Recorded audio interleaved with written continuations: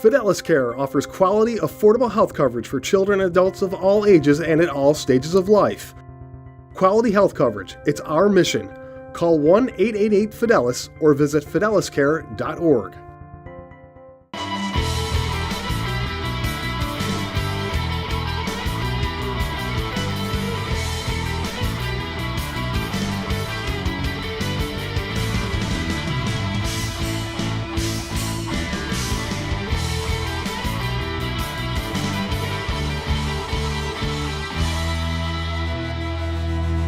Hello everybody and welcome to the Fidelis Care College Sports Beat. I'm Dave Yates. Every week at this time we take a look at our local college sports programs. We begin this week with the honor roll of local college athletes brought to you by M&T Bank. At M&T Bank, we're listening, learning, and working hard to understand what's important to Western New York. It's what we've been doing since 1856. M&T Bank, understanding what's important. At number 3, Keegan Ryan of St. John Fisher basketball recorded his 41st career double-double in a thrilling 90-88 overtime win versus Hartwick.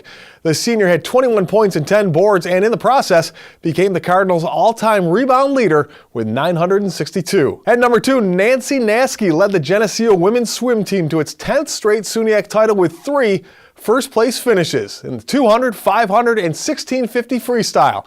Naskey also was part of a first-place finish for the 800 free relay. And topping the list, Chelsea Hayward earned All-American status with a down-at performance at the NCCAA Indoor Track Championships, winning the 60-meter dash and setting a new meet record in the 200-meter, with a time that is second best in Division II this year. Well, it's time now for our local college Spotlight Athlete of the Week, brought to you by Ralph Honda.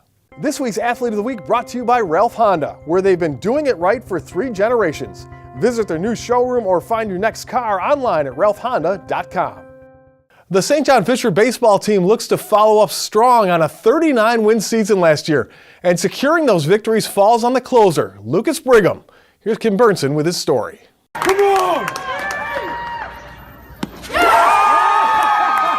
It was surely a season worth remembering.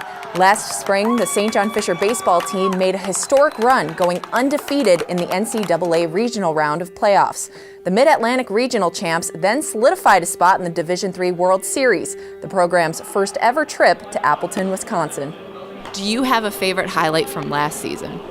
There's a 15-second Twitter clip of the last pitch when we won the regional, when we actually won it, and the dog pile at the end is just, I mean, I can visualize it right now. It's just so memorable, and like the exact feeling at PNC, having the rest of the team just collide on you just after that victory was so just awe-inspiring. Like, I'll never forget it. It was awesome. This team is no longer looked at as the underdog, but make no mistake, they haven't lost that chip on their shoulder. The Cardinals are coming into this season hungry for that same type of success. I think last year going into the season, the guys kind of had a little bit of a chip on their shoulder, and some of the national polls came out. We weren't ranked and weren't receiving votes and those types of things. So I think guys were going into the season last year pretty excited and wanted to prove we probably should be. So this year, with us kind of getting some of those accolades, we need to kind of recreate that. So we're finding ways to do it, and it's just hard work. And we tell them it's hard work and effort and energy, and we just have to do it every day. We try to preach to them opening day every day. I think the biggest thing for us has been like seeing our names on the national polls. I mean, we've showed up on 3 different ones now. We've gotten 7th place, we've gotten 8th place, and we got 12th on the most recent one. And I think just seeing that kind of incentivizes what we need to do as a team to get back into being a top 10 team. Because I mean, those are preseason polls. They're just speculating off of last year. So I mean, we actually need to go out and perform now. We need to be a top 10 team. I think that's our biggest priority right now, is just sort of answering that call that everyone's been giving us and, saying like, you're a top 10 team in our eyes, now go and do it. Relief pitcher Loukas Brigham is a preseason All-American honorable mention, the team's first since 2014. Last season, he produced an ERA of 1.73 and led the Empire 8 in saves with 10 total.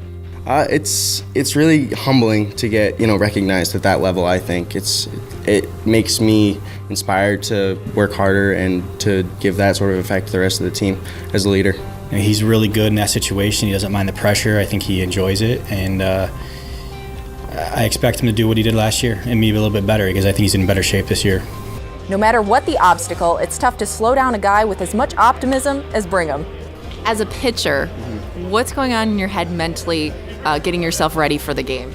To be honest, I sing to myself. I try to not think about that stuff. I sing to myself a lot, and I try to think about just It's baseball. You throw a ball into a mitt for a strike. That's all I need to do. That's all I need to focus on. The rest of it just sort of figures itself out for me. You do seem like you have a lot of energy, and I feel like that's not typical of pitchers, though. Usually they're very calm, cool, and collected. Does anybody ever mention that to you? I think that's why I got the closer role, to be honest, because where these starting pitchers have to bring energy for 8 innings or however long they start for, I have a lot of energy for a short amount of time, you know what I mean? So they fit that role for me. I think mentally I'm supposed to be a closer. I think coach figured that out fairly quickly when I got here, and I think I sort of filled that spot sort of perfectly. I'm happy about it. Players like Brigham keep the program competing at a high level. This year, I want to build off last year. I'm not saying I want the same numbers and everything. I'm not saying we're going to go 39-13, but I want to go out there with the same mentality with 50 other guys and just scream as loudly as I can and hopefully get a lot of wins, just make Coach happy. That's what it's all about. I'm Kim Burnson with the Fidelis Care College Sports Beat. Keep working hard, all right? Skate. Family on 3, family on 3. 1, 2, 3, family! Perfect. When we return, JC DeLass welcomes Geneseo track and field coach Chris Popovici into the Coach's Corner. And later on, Kim Burnson has our Scholar Athlete brought to you by Dave. We've got that and more when the Fidelis Care College Sports Beat returns. As we head to break, here's a look at the Nazareth Athletes of the Week brought to you by Nazareth College.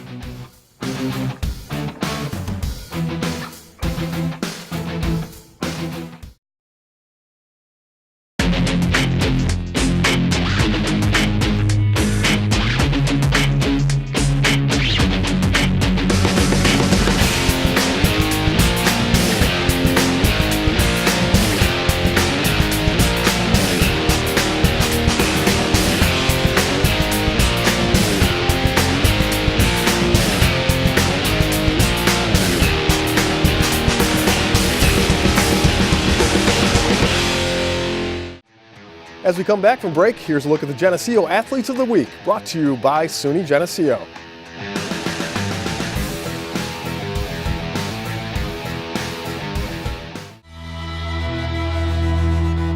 Welcome back. Thanks once again for joining us on the Fidelis Care College Sports Beat. I'm Dave Yates. Each and every week, JC DeLass from WYSL Radio is going to help us get to know an area coach a little better with the Fidelis Care Coach's Corner.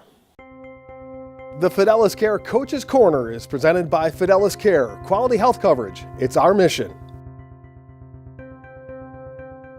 This is JC DeLass with this week's Fidelis Care Coach's Corner, and our guest this week is Chris Popovici. He's the head track and field coach at SUNY Geneseo. Coach, you're in your 3rd season here as head coach at Geneseo. Already have produced 15 All-Americans. What's been the secret to your success so far? I think the number one thing for us is that the athletes that we get here, and the student athletes that we get at Geneseo, are just of the caliber of person that they want to throw themselves in fully to this and dedicate themselves completely to what we ask of them. And we've been fortunate that they're buying into what the coaches are trying to sell them, and they're doing the work year-round, and it's producing just a different level of athlete every year. We ask these kids to reinvent themselves each and every year, and they've answered the call, and we've seen the results.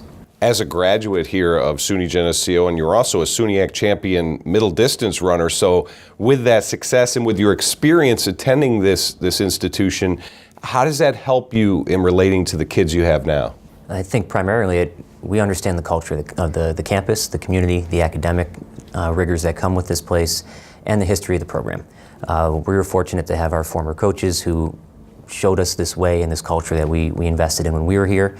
Our whole coaching staff is alumni. It gives us a unique advantage there. So it's not just me, but that perspective allows us to relate to the student athletes a little better here, and they are more willing to trust some of the things we ask of them because we've lived it here and been successful ourselves. You're also still a competitive runner. Does that also help you in getting the buy-in from your athletes? I think so.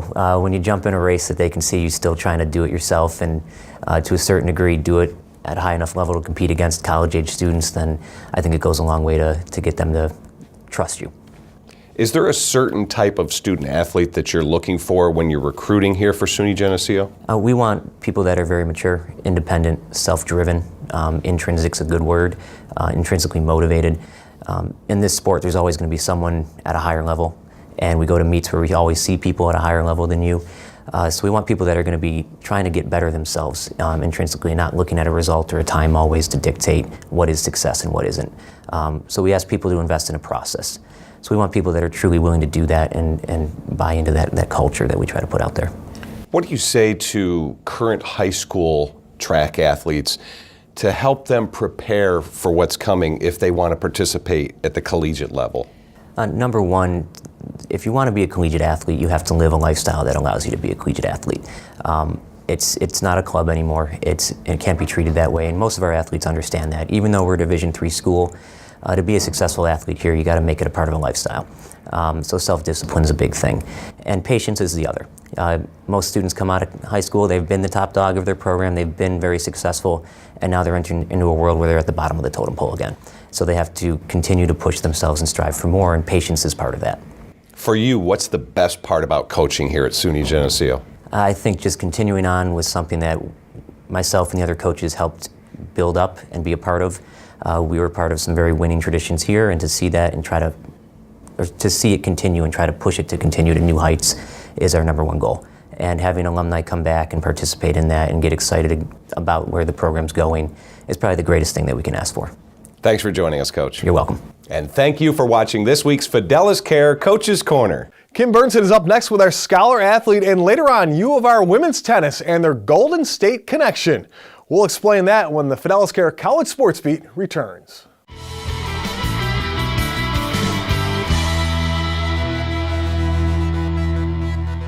Before we go to break, here's a look at the RIT Athletes of the Week, brought to you by the Rochester Institute of Technology.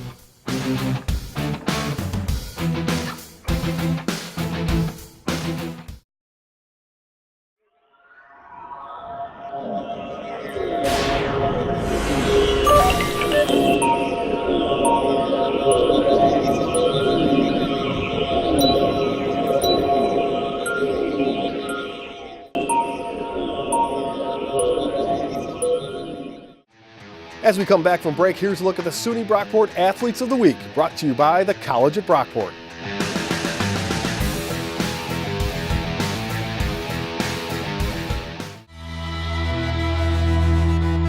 Hello everyone, and welcome back to the Fidelis Care College Sports Beat. I'm Kim Burnson.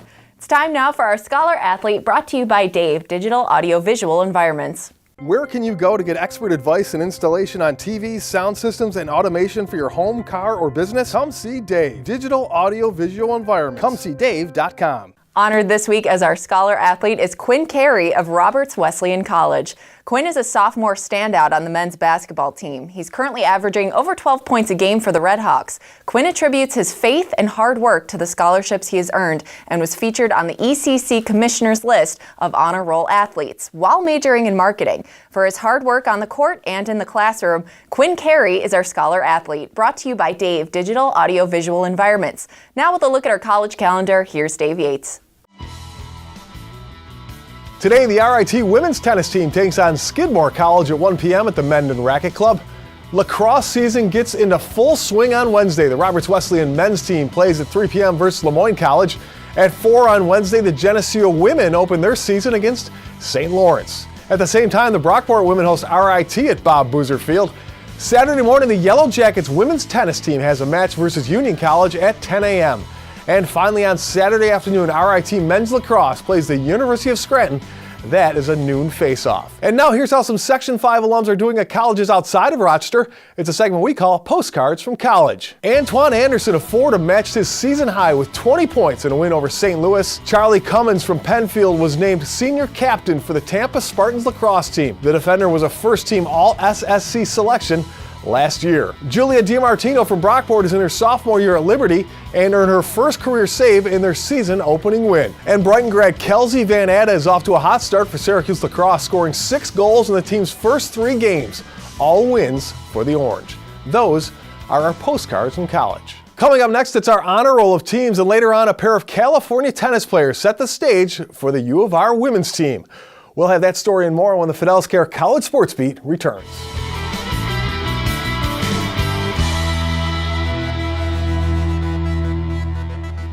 As we head to break, here's a look at the Roberts Wesleyan Athletes of the Week, brought to you by Roberts Wesleyan College.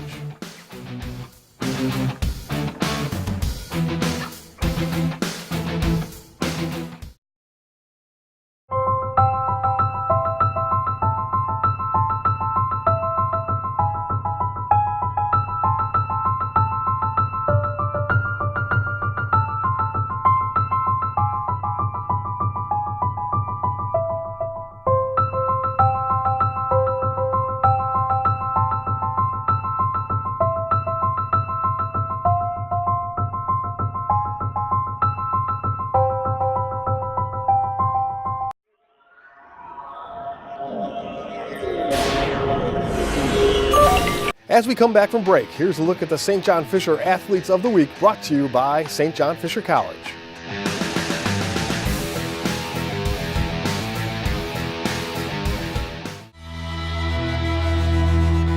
Welcome back. Thanks once again for joining us on the Fidelis Care College Sports Beat.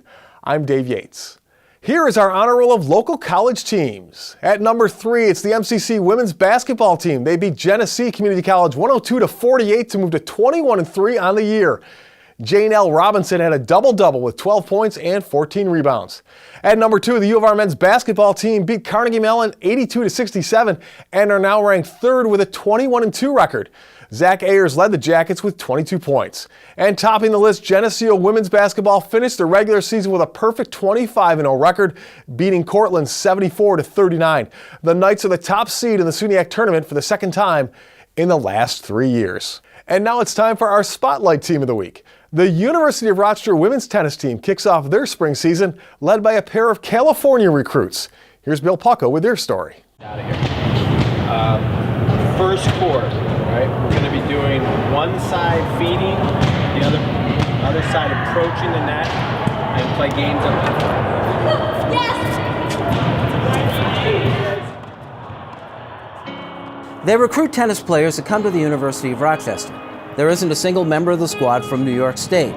The 2 best on the team traveled coast to coast to get here. Okay, a couple of California kids, how do you convince them to come all the way across the country? Oh, the weather, I don't know. It's really worked out well for us. I think they want a change. They don't mind, a change of seasons and a change of scenery. And they come for the great academics, and then we also have a great program here. So, The California kids are relative newcomers. Camila Garcia, a sophomore out of San Diego. Sravya Gudaputi is a first year from Fresno. Gudaputi earned the #1 singles spot on the team and plays with Garcia as the #1 doubles team for the Yellow Jackets. It's going to be different. Still haven't gotten used to the college environment, the college tennis yet, so I feel like as the season progresses, I'll slowly adapt to it. Okay, what's it take getting used to it, do you think? Just playing matches, playing more people, competitive people, and just getting used to the different format and the college tennis atmosphere. The freshman comes in and she's like your #1 singles player. As a captain of this team, is that something that you have to manage at all? No, not really. I think that everyone that comes in really wants to work hard and get better, and having underclassmen that come in and are strong players just push the upperclassmen to want to improve even more than they have before. There's also the matter of getting through the winter. I've never seen snow until for a day or so, but the weather and it's indoor tennis courts, obviously. I've never played indoor until I came here, so that too. Was it ever a matter of after being in Rochester saying, what did I do? No, not really. I thought I liked it as soon as I got here, and I thought it was a good environment for me. I stress the schedule. The schedule we play in one of the best conferences in the country, the UAA, University Athletic Association. So we play some of the best schools, it ranked nationally, all top 20 that we play against. So you're going to have a great schedule. The academics are first rate here at Rochester. We're a top institution, so it's a pretty easy sell. So I got the chance here to play high competitive tennis at the same time getting the best education I could be getting. So that's probably my reason.